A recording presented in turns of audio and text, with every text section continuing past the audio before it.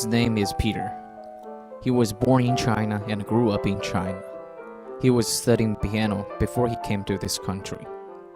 He came to the United States of America in 2005.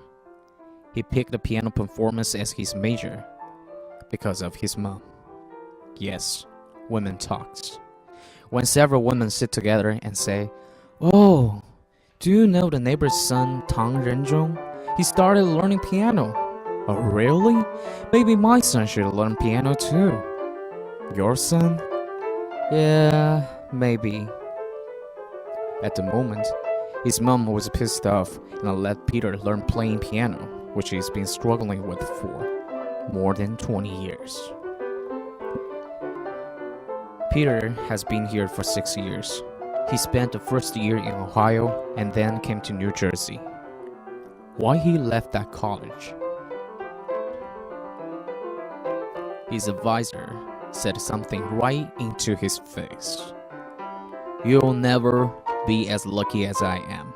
There is no future for piano performance major students, especially for international students." Peter was very angry, so that he said, "Well, I'll go find a teacher who can give me one." He came to NJCU in 2006. He was a good student in every professor's eye. When he graduated, his GPA was still as high as 3.6. Of course, he had a scholarship, and he deserves it.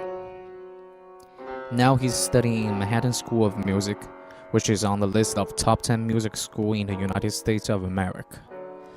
However, getting a scholarship in such a good college isn't an easy thing.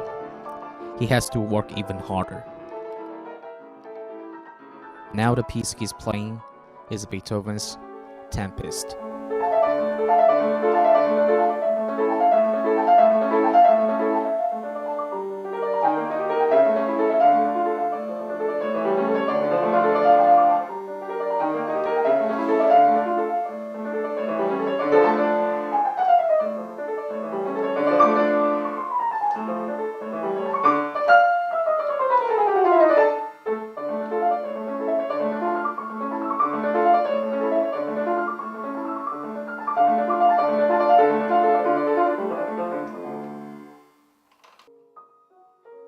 Beethoven is his favorite composer. I still remember there's a saying that, "Tell me what person you like, tell me what person you don't like, and I can tell what kind of person you are." Although Beethoven was deaf, most of his pieces were composed after his death. Obviously, he's a hard worker, and Peter thinks he set a good example for him. Peter is an antitheist, but this is where his money comes from. He plays the giant organ for this church.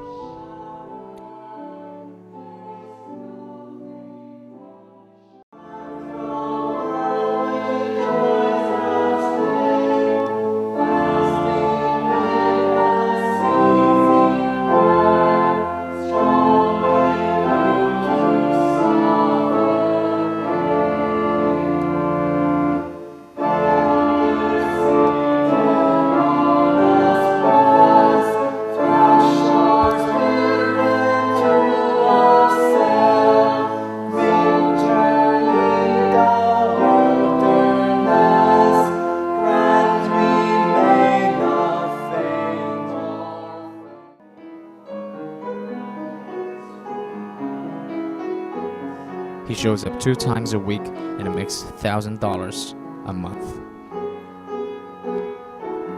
Of course, $1,000 is not enough, and it's not even a tip of an iceberg, but it makes him feel better, because his parents pay for his tuition.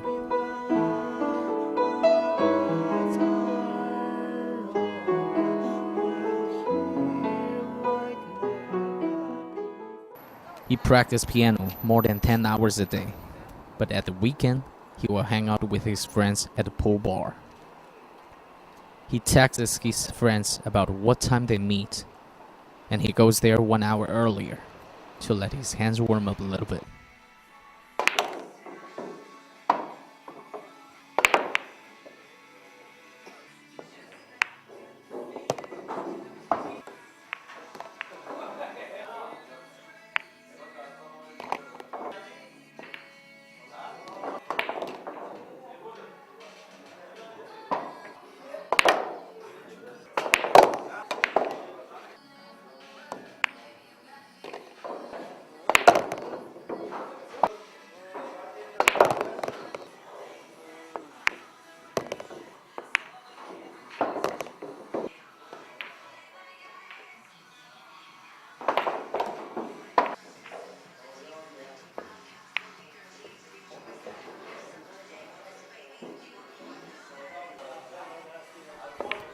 By the end of the conversation, I asked him, if there were a time machine that can take you go back to 20 years ago, would you still choose to learn piano?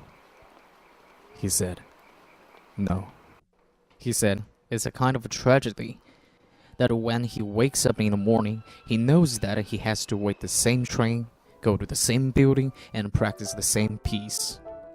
Nevertheless, since it's been more than 20 years, there's no chance to look back.